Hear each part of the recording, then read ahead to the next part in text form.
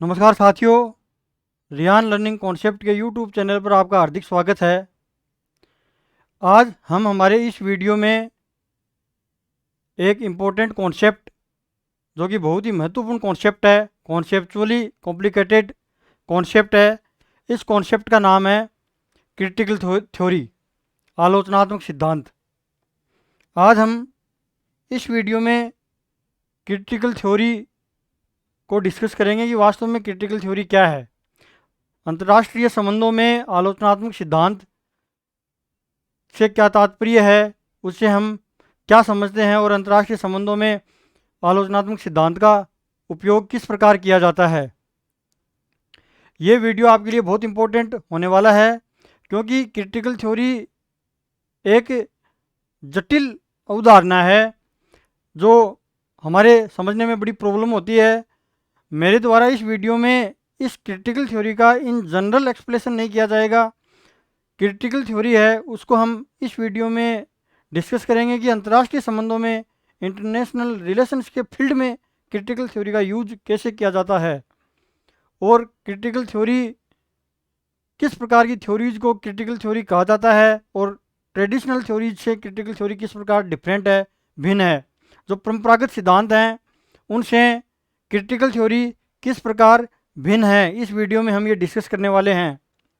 इसी वीडियो में हम इसके साथ साथ डिस्कस करेंगे फ्रैंकफर्ट स्कूल।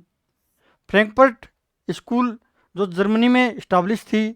फ्रैंकफर्ट स्कूल सामाजिक अनुसंधान, social research of Frankfurt school, institute of social research Frankfurt school, उसके बारे में भी डिस्कस करेंगे। क्रिटिकल थ्योरी से फ्रैंकफर्ट स्कूल का क्या संबंध है।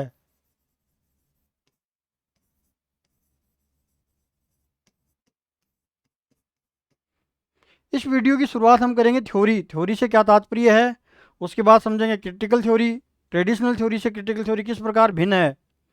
क्रिटिकल थ्योरी एक्चुअली में क्रिटिकल थ्योरी से संबंधित तीन प्रकार की पीढ़ियां हैं। First generation theorist, second generation theorist और थर्ड जनरेशन थ्योरिस्ट। हम इनको समझ लेते हैं पहले। फर्स्ट जनरेशन थ्योरिस्ट, प्रथम पीढ़ी के विद्वान।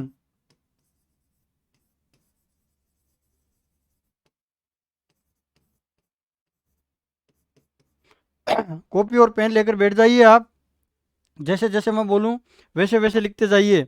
जो भी विद्यार्थी असिस्टेंट प्रोफेसर की तैयारी कर रहे हैं, कॉलेज लेक्चरर की तैयारी कर रहे हैं, वो विद्यार्थी, और जो विद्यार्थी नेट जेआरएफ की तैयारी कर रहे हैं, यूपीएससी की तैयारी कर रहे हैं और जो व्याख्याता की तैयारी कर रहे हैं, वो इस वीडियो को देख सकते हैं।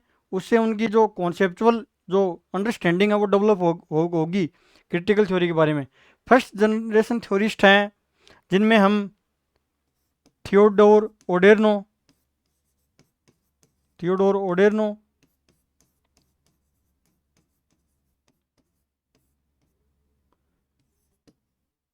Max Horkheimer, max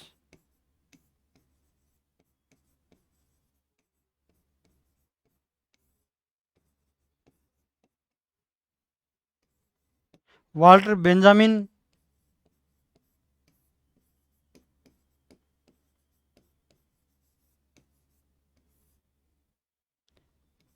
Herbert Marcuse, Herbert Marcuse. ये जितने भी थ्योरिस्ट हैं, जितने भी स्कॉलर्स हैं, जितने भी विद्वान हैं, ये विद्वान फर्स्ट जनरेशन थ्योरिस्ट कहलाते हैं। क्रिटिकल थ्योरी में फर्स्ट जनरेशन थ्योरिस्ट कहलाते हैं। इसके बाद है सेकंड जनरेशन थ्योरिस्ट,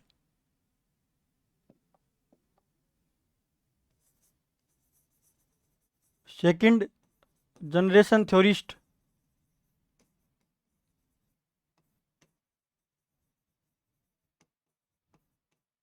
इनमें एक बहुत इंपॉर्टेंट थिंकर यूग्रेन हेबरमास को शामिल किया जाता है। Jurgen Habermas.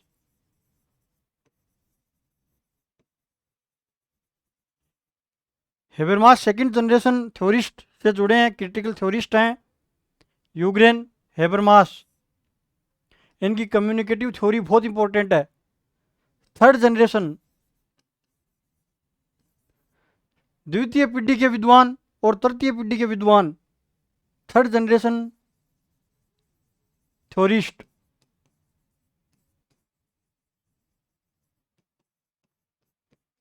इनमें नैन्सी फ्रेजर,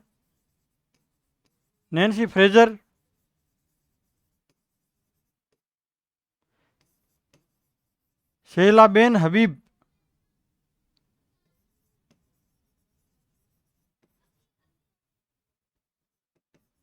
और हेक्जेल होनेत को शामिल किया जाता है। इस प्रकार क्रिटिकल थ्योरी से जुड़े हुए 3 पीढ़ियों तक के विद्वान हैं जो मैंने आपके सामने लिखे, आप इनको नोट कर सकते हो। प्रथम पीढ़ी से जुड़े विद्वान, द्वितीय पीढ़ी से जुड़े विद्वान और तृतीय पीढ़ी से जुड़े विद्वान। फर्स्ट जनरेशन थ्योरिस्ट हैं, उनके नाम मैंने आपको बताए, Theodor Adorno, Max Horkheimer and Herbert Marcuse, Walter Benjamin. Second generation से जो विद्वान जुड़े हैं उनमें यूग्रेन हेबरमास को शामिल किया जाता है, और थर्ड जनरेशन से जो विद्वान जुड़े हैं उनमें शेला बेन हबीब और नैन्सी फ्रेजर और होनेत को शामिल किया जाता है। अब हम शुरुआत करते हैं कि इस वीडियो में हमारा मुख्य टारगेट ये रहेगा कि हम क्रिटिकल थ्योरी को इन जनरल नहीं समझेंगे, हम क्रिटिकल थ्योरी को इन जनरल नहीं समझेंगे, हम समझेंगे कि क्रिटिकल थ्योरी का आईआर, इंटरनेशनल रिलेशन के फील्ड में, अंतर्राष्ट्रीय संबंधों के क्षेत्र में आलोचनात्मक सिद्धांत का उपयोग किस प्रकार किया जाता है, किस प्रकार की थ्योरीज को क्रिटिकल थ्योरीज कहा जाता है, और ये क्रिटिकल थ्योरीज ट्रेडिशनल थ्योरीज से किस प्रकार भिन्न है, जो परंपरागत सिद्धांत हैं उनसे किस प्रकार भिन्न है। हम शुरुआत करते हैं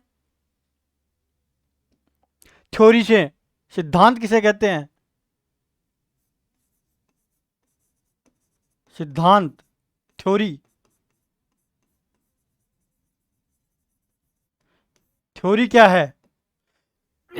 थ्योरी एक बॉडी ऑफ नॉलेज है, ज्ञान का एक पूरा का पूरा बॉडी है, बॉडी ऑफ नॉलेज।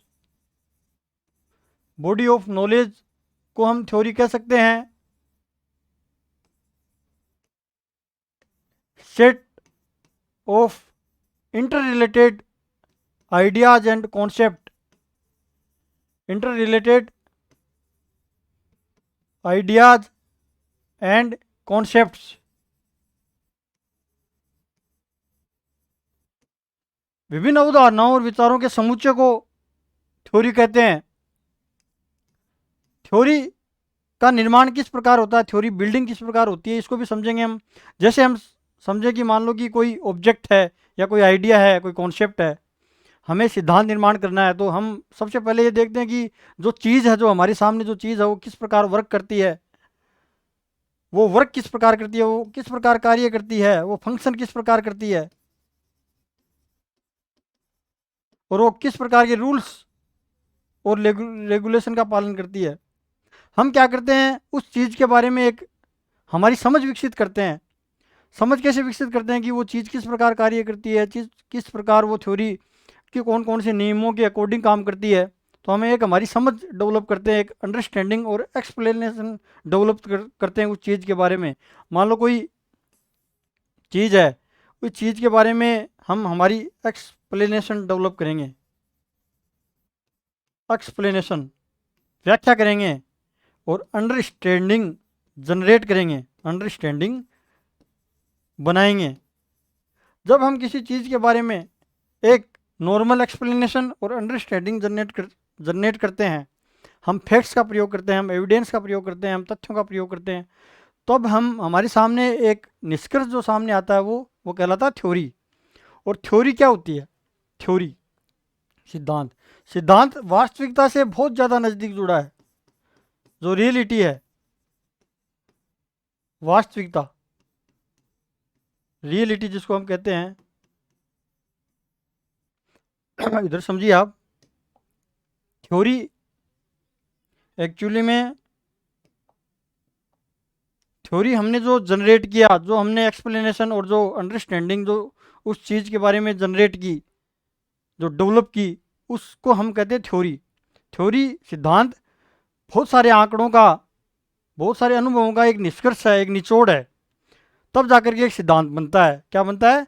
जब हम किसी चीज़ का बहुत गहन अध्ययन करते हैं, बहुत सारे तथ्यों का प्रयोग करते हैं, फिर उन तथ्यों से हम उनका प्रयोग करके जनरलाइजेशन करते हैं, सामान्यीकरण करते हैं और एक निष्कर्ष पर पहुंचते हैं। तो वो निष्कर्ष क्या होता है? वो सिद्धांत बनता है। क्या बनता है? वो निष्कर्ष सिद्धांत बनता है। ए थ्योरी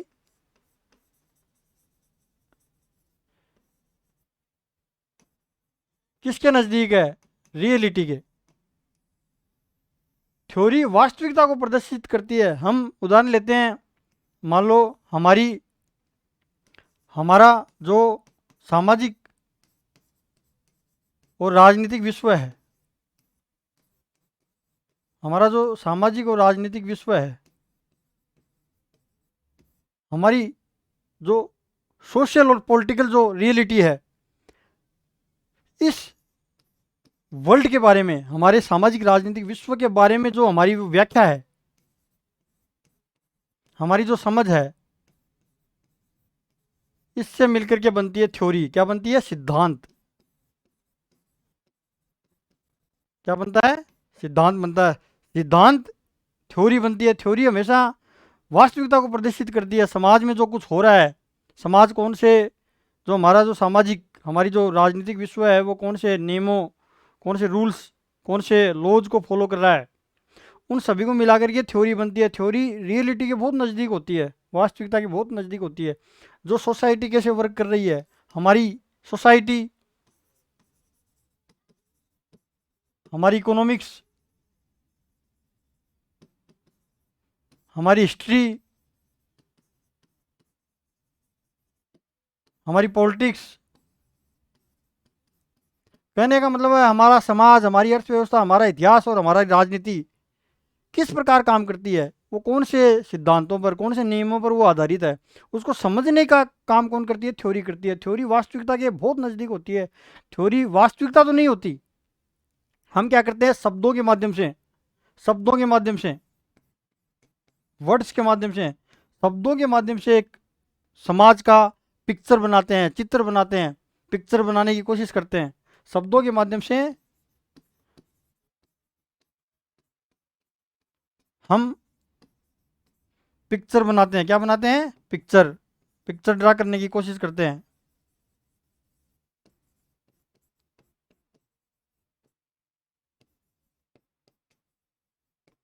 पिक्चर बनाने की कोशिश करते हैं। वो जो हम पिक्चर बनाते हैं, वो पिक्चर क्या होता है? थ्योरी कहलाती है, और वो थ्योरी वास्तविकता के बहुत नज़दीक होती है। हम एक विद्वान के बारे में चर्चा करेंगे, रॉबर्ट कॉक्स। अंतर्राष्ट्रीय संबंधों में रॉबर्ट कॉक्स ने थ्योरीज को दो प्रकार की बताई है। There are two types of theories. Robert Cox, according to Robert Cox, according to Robert COX,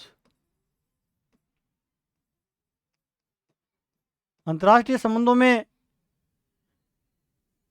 critical theory के बारे में बताया रॉबर्ट कॉक्स ने। रॉबर्ट कॉक्स कहते हैं there are two types of theories, there are two types of theories. Theories दो प्रकार की होती हैं। पहली प्रॉब्लम सॉल्विंग थ्योरी, हिंदी अनुवाद में बता दूंगा, प्रॉब्लम सॉल्विंग थ्योरीज,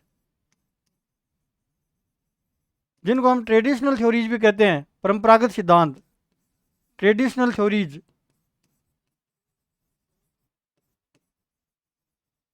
कौन सी थ्योरीज कहते हैं? Traditional theories. उदाहरण के लिए अभी मैं आपको समझाऊंगा कि जो समस्या समाधान जो सिद्धांत हैं वो कौन से होते हैं, जिनको हम परंपरागत सिद्धांत कहते हैं। इनमें हम कह सकते हैं कि लिबरलिज्म, उदारवाद, लिबरलिज्म, रियलिज्म, यथार्थवाद, एंड फंक्शनलिज्म, प्रकार्यवाद। मैं आपको एक जानकारी के लिए आपको बात बता दूं जो मैंने खुद ने महसूस की है। हिंदी में क्या पॉलिटिकल साइंस का भाव नहीं आ पाता। अंग्रेजी के कुछ ऐसे शब्द हैं जिनको हम पकड़ेंगे तो पॉलिटिकल साइंस का भाव आएगा हमारे अंदर, कि वास्तव में हम पॉलिटिकल साइंस को पढ़ रहे हैं और समझ रहे हैं। तो देखिए आप, लिबरलिज्म, रियलिज्म और फंक्शनलिज्म, ये सारी की सारी ट्रेडिशनल थ्योरीज होती हैं। रॉबर्ट कॉक्स कहते हैं कि ये जो ट्रेडिशनल थ्योरीज होती हैं ये हमें गाइड करती हैं। ये जो प्रॉब्लम है उसको फाइंड आउट करती हैं, समाज में जो प्रॉब्लम है उसको फाइंड आउट करती हैं, उसको ढूंढती हैं और उसको रिजोल्व करने का प्रयास करती हैं, उसको क्या है कि उसका समाधान करने का प्रयास करती हैं। तो देखो आप मेरे साथ, हम ट्रेडिशनल थ्योरीज के बारे में पढ़ रहे हैं। ये जो ट्रेडिशनल थ्योरीज हैं, ये थ्योरीज क्या प्रॉब्लम सॉल्विंग थ्योरीज हैं। ये सॉल्यूशन बताती हैं, क्या बताती हैं? सॉल्यूशन, समाधान बताती हैं। देखिए आप इधर देखिए मेरे साथ, ट्रेडिशनल थ्योरीज, ट्रेडिशनल थ्योरीज, इनको ही कह रहे हैं हम problem solving theories, problem solving theories. आपको मैं आपकी जानकारी के लिए एक बात बता दूं कि जब तक आपको प्रॉब्लम सॉल्विंग थ्योरी समझ में नहीं आएंगी तब तक आप क्रिटिकल थ्योरी की व्याख्या नहीं कर सकते, क्रिटिकल थ्योरी आपकी नहीं समझ में आएगी। प्रॉब्लम सॉल्विंग थ्योरीज हम कह सकते हैं इनको परंपरागत सिद्धांत, परंपरागत सिद्धांत या समस्या समाधान सिद्धांत। एक्चुअली क्या है, ये ट्रेडिशनल थ्योरीज हैं, ये स्टेटस को मेंटेन करने का प्रयास करती हैं। जो स्टेटस को होता है सोसाइटी में, स्टेटस को जिसको हम कहते हैं यथास्थिति,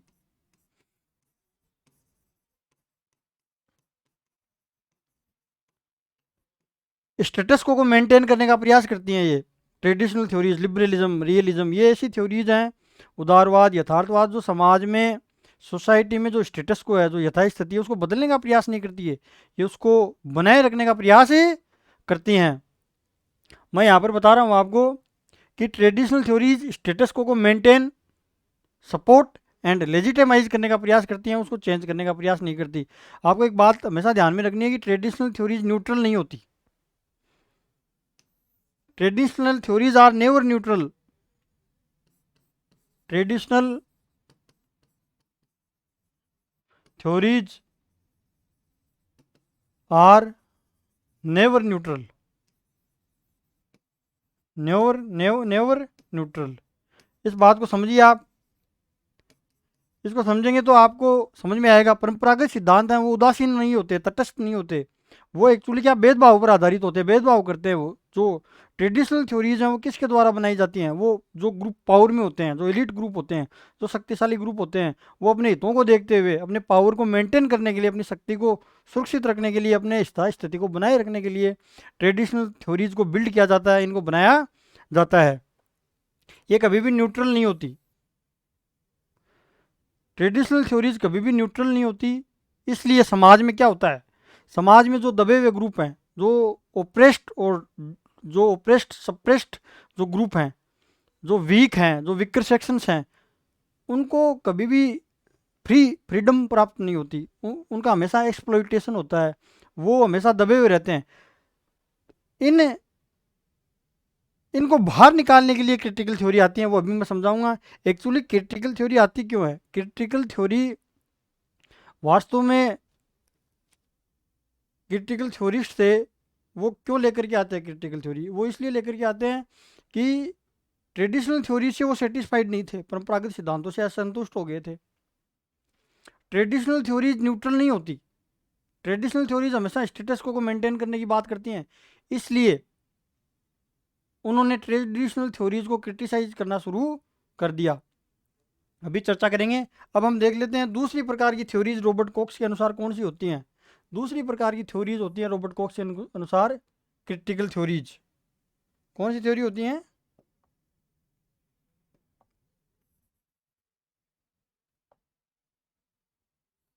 क्रिटिकल थ्योरीज, आलोचनात्मक सिद्धांत।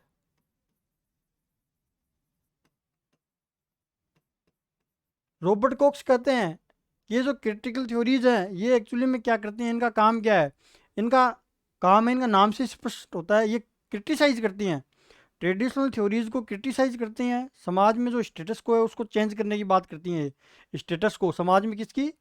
स्टेटस को चेंज करने की बात करती हैं। समाज में जो स्टेटस को है उसको चेंज करने की बात करती है क्रिटिकल थ्योरीज। ये क्रिटिसाइज करती हैं, क्रिटिसाइज, आलोचना करती हैं ये जो थ्योरीज है क्रिटिकल थ्योरीज, ये अपने आर्ग्यूमेंट्स को भी क्रिटिसाइज करती हैं, अपने द्वारा बनाए गए अजम्पशन, अपने द्वारा बनाई गई मान्यताओं को भी क्रिटिसाइज करती हैं। अर्थात हम कह सकते हैं कि जो क्रिटिकल थ्योरीज है वो सेल्फ स्क्रूटनी थ्योरी होती हैं। कैसी थ्योरी होती हैं? सेल्फ स्क्रूटनी, आत्म परीक्षण करती हैं ये थ्योरीज। क्या करती हैं? आत्म परीक्षण, सेल्फ स्क्रूटनी। स्वयं की छानबीन भी करती हैं। यहाँ स्क्रूटनी का मतलब है छानबीन, जांच। जो भी आलोचनात्मक सिद्धांत हैं वो अपनी खुद की अवधारणाओं को भी आलोचना करती हैं, उनमें भी सुधार करने की बात करती हैं क्रिटिकल थ्योरी।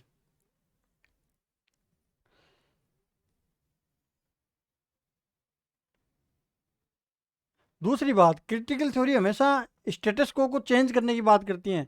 ट्रेडिशनल थ्योरीज क्या करती हैं, क्या वर्क करती हैं? ट्रेडिशनल थ्योरीज जो स्टेटस को है, जो यथास्थिति है समाज में, उसको बनाए रखने का प्रयास करती हैं, उसको मेंटेन रखने का प्रयास करती हैं, उसको सपोर्ट करती हैं। जबकि क्रिटिकल थ्योरी का मुख्य फोकस होता है सोशल चेंज, समाज में परिवर्तन, एंड ह्यूमन इमांसिपेशन।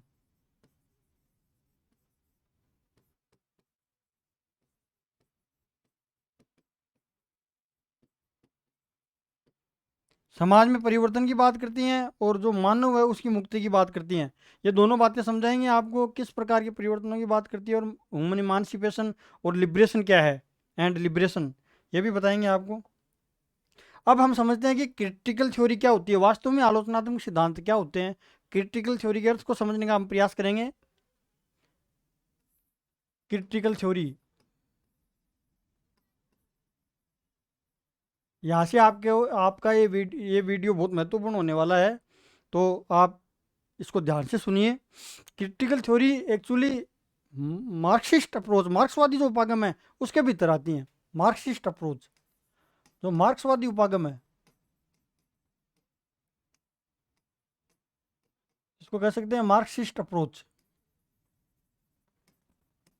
मार्क्सिस्ट अप्रोच,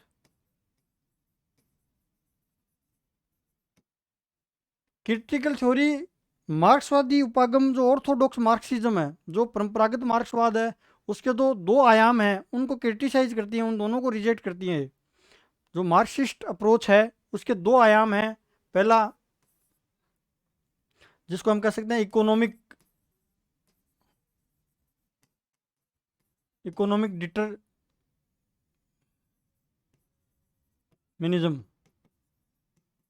आर्थिक निर्धारणवाद, आर्थिक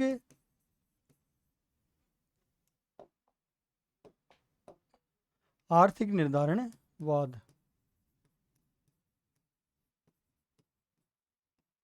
दूसरा है इकोनॉमिक डिटरमिनिज्म, दूसरा डायलेक्टिकल मटेरियलिज्म, डायलेक्टिकल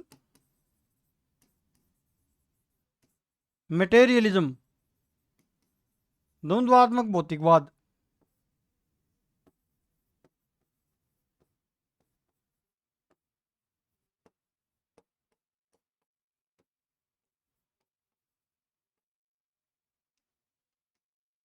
इन दोनों एस्पेक्ट्स को क्रिटिकल थ्योरी क्या करती है? रिजेक्ट करती है। क्रिटिकल थ्योरी मार्क्सिस्ट अप्रोच की उस कॉन्सेप्ट को ग्रहण करती हैं, उस एस्पेक्ट को ग्रहण करती हैं जिसमें मार्क्सवाद के द्वारा कैपिटलिस्ट सोसाइटी, जो पूंजीवादी समाज है, उसको क्रिटिसाइज किया जाता है, उसकी आलोचना किया।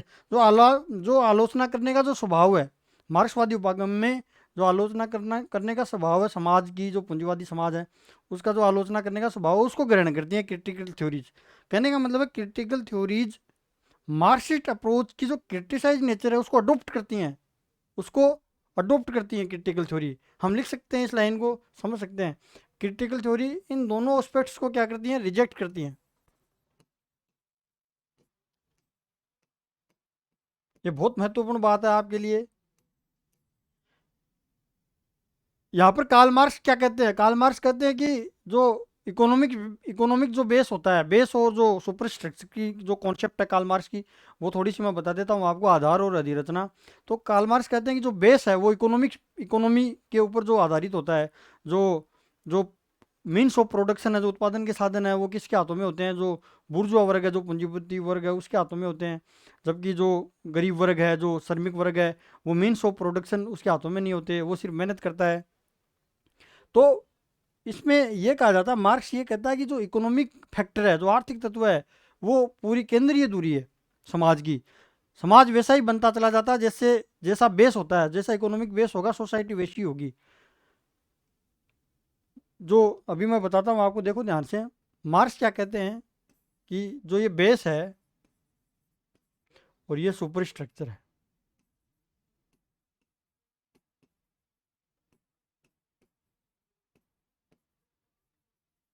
आधार और अधिरचना।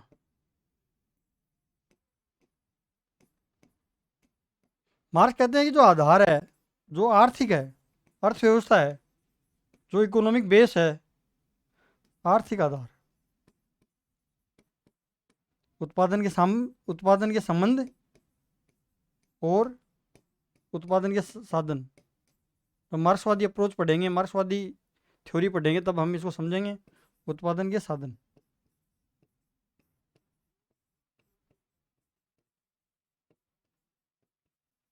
बेस के ऊपर डिपेंड है ये अधिरचना। इसमें एजुकेशन, शिक्षा, कल्चर, रिलीजन, आइडियोलॉजी, विचारधारा, पॉलिटिक्स, सोसाइटी, ये सुपर स्ट्रक्चर में आती है, अधिरचना में आते हैं। मार्क्स कहते हैं कि जो आर्थिक बेस है, बेस बदल जाएगा तो सुपर स्ट्रक्चर भी बदल जाएगी। कहने का मतलब है कि मार्क्स सुपर स्ट्रक्चर, जो अधिरचना, उसको बहुत कम महत्व देते हैं और आधार को ज़्यादा महत्व देते हैं। जबकि क्रिटिकल थ्योरिस्ट क्या कहते हैं? क्रिटिकल थ्योरिस्ट ज़्यादा बल देते हैं कल्चर और आइडियोलॉजी पर। कल्चर और आइडियोलॉजी, संस्कृति और विचारधारा के आधार पर भी लोगों का माइंड है वो मैनिपुलेट किया जा सकता है। इस पॉइंट को हम आगे समझेंगे, ये बहुत इंपॉर्टेंट पॉइंट है क्रिटिकल थ्योरी के हिसाब से। इसको हम समझेंगे जब हम इंस्ट्रूमेंट रैशनैलिटी और कल्चर इंडस्ट्री और जो अपने हेबरमास की जो कम्युनिकेटिव थ्योरी है उसको समझेंगे, तब हम इस कॉन्सेप्ट को समझने का प्रयास करेंगे। तो इतना मैंने समझाया आपको। देखिए आप, क्रिटिकल थ्योरी जो आलोचनात्मक सिद्धांत है, क्रिटिकल थ्योरी मार्क्सवादी मार्क्सिस्ट अप्रोच के या मार्क्सवादी उपागम के अप्रोच के क्रिटिसाइज या आलोचना करने वाले व्यवहार, क्रिटिसाइज करने वाले नेचर को अडोप्ट करती।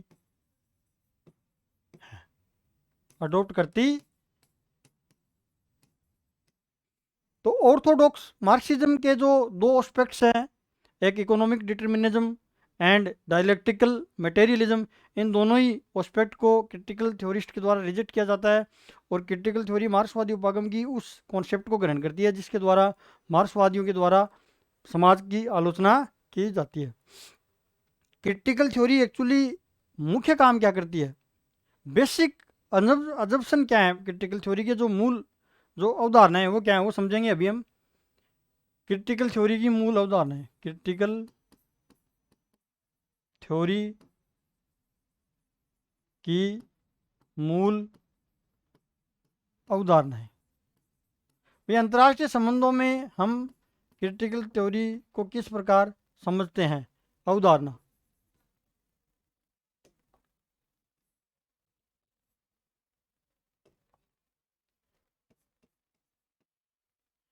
एक तो क्रिटिकल थ्योरी सोसाइटी में जो यथास्थिति है, जो स्टेटस को है, स्टेटस को, यथास्थिति, उसको बदलने की बात करती हैं, उसको चेंज करने की बात करती हैं। दूसरा, क्रिटिकल थ्योरी खुद के अजम्पशन को क्रिटिसाइज करती हैं, खुद की अवधारणाओं को भी। क्रिटिसाइज नेचर होता है क्रिटिकल थ्योरी का, क्रिटिसाइज नेचर। आलोचनात्मक स्वभाव।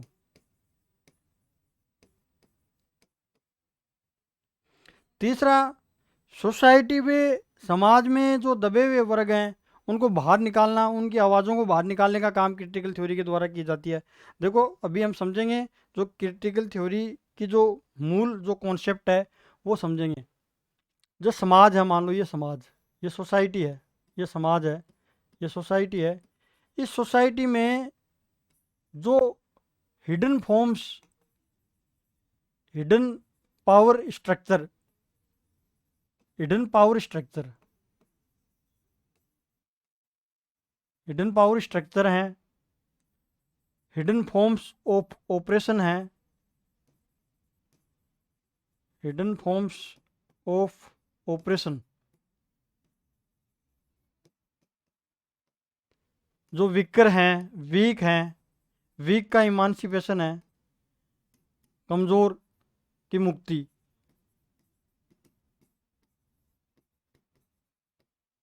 इन सभी को अनकवर, अनावरण करने का प्रयास किया जाता है। समाज में जो जो भी ऑपरेशंस हैं, जो भी सप्रेशंस हैं, जो वीकर, जो गरीब वर्ग है, जो कमज़ोर वर्ग है, उनको जो उनकी जो फ्रीडम है, ट्रू फ्रीडम है, उसको ख़त्म किया जा रहा है, तो उसको अनकवर करने का काम क्रिटिकल थ्योरी करती हैं। इन सभी को क्या करती हैं? अनकवर, अनावरण, बाहर निकालने का काम।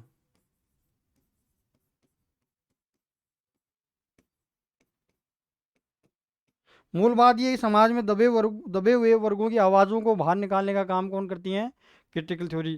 क्रिटिकल थ्योरी का जो मेन आर्ग्यूमेंट है वो ये है कि जो ट्रेडिशनल थ्योरीज हैं वो एक्चुअली क्या है कि जो ग्रुप पावर में होते हैं, जो ग्रुप पावर में होते हैं, उनके हितों को देखते हुए बनाई जाती है। जो थ्योरी, जो बिल्डिंग की जाती है, जो सिद्धांतों का निर्माण किया जाता है, चाहे वो लिबरलिज्म है, चाहे रियलिज्म है, इन सभी सिद्धांतों का निर्माण एक्चुअली में जो पावर में जो ग्रुप होते हैं, एलिट ग्रुप होते हैं, उनके हितों को देखते हुए बनाया जाता है। वो अपनी पावर को, अपनी स्टेटस को मेंटेन रखना चाहते हैं, इसलिए ट्रेडिशनल थ्योरीज का निर्माण किया जाता है, ताकि उन ग्रुप्स को, उन पावरफुल ग्रुप्स को कोई चैलेंज नहीं कर सके, उनको कोई चेतावनी या चुनौती नहीं दे सके। लेकिन क्रिटिकल थ्योरीज क्या करती हैं? क्रिटिकल थ्योरीज समाज में जो हिडन पावर स्ट्रक्चर है, जो छुपी हुई जो संरचनाएं हैं, जिनके द्वारा जो शोषण किया जा रहा है, जो एक्सप्लोटिव प्रैक्टिसेज की जा रही हैं, हिडन फॉर्म्स ऑफ जो ऑपरेशंस हैं, हिडन फॉर्म्स ऑफ सप्रेशंस हैं, जो विकर्स हैं, उनको दबाया जा रहा है, उनको, उनकी इमांसिपेशन की बात करती है क्रिटिकल थ्योरी। इमांसिपेशन, लिबरेशन और सोशल चेंज पर ज़्यादा फोकस रखती है। पहला पॉइंट है इमांसिपेशन,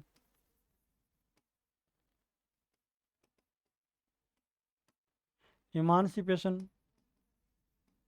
दूसरा पॉइंट है लिबरेशन, मुक्ति। तीसरा पॉइंट है सोशल चेंज।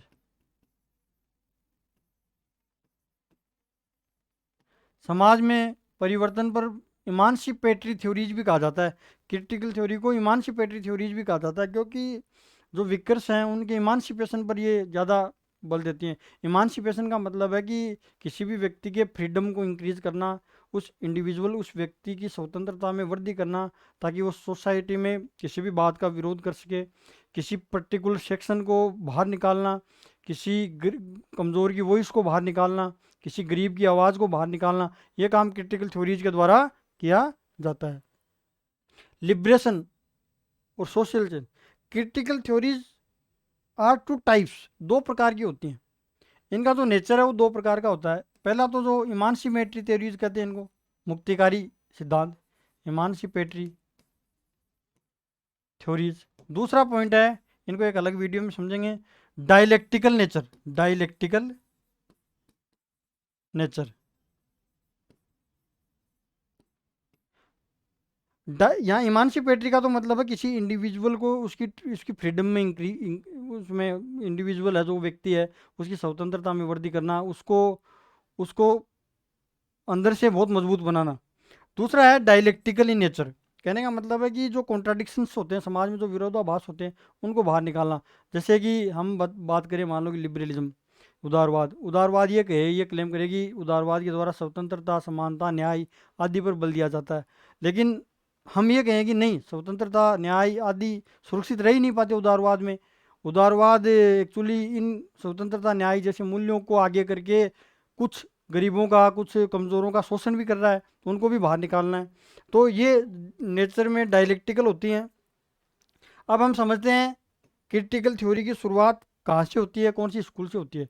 क्रिटिकल थ्योरी की शुरुआत होती है फ्रैंकफर्ट स्कूल। हम बात करेंगे institute of social research,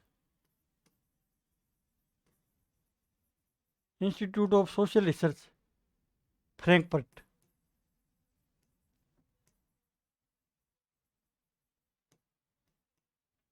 1920s और 1930s।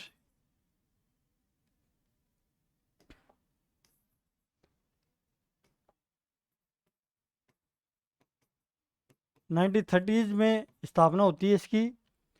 सामाजिक अनुसंधान संस्थान फ्रैंकफर्ट, जर्मनी में है फ्रैंकफर्ट स्कूल। इसको कंबाइंड रूप से हम कहते हैं Frankfurt school, Frankfurt school.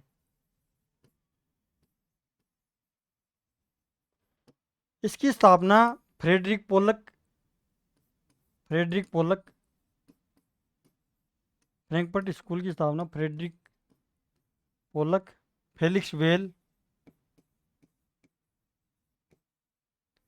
Felix Weil, Felix Weil, Felix Weil के द्वारा की गई। फ्रेडरिक पोलक और फेलिक्स वेल के द्वारा फ्रैंकफर्ट स्कूल की स्थापना की गई। इसका जो प्रथम निदेशक फर्स्ट डायरेक्टर, उसका नाम था कार्ल कार्ल गुरुनबर्ग।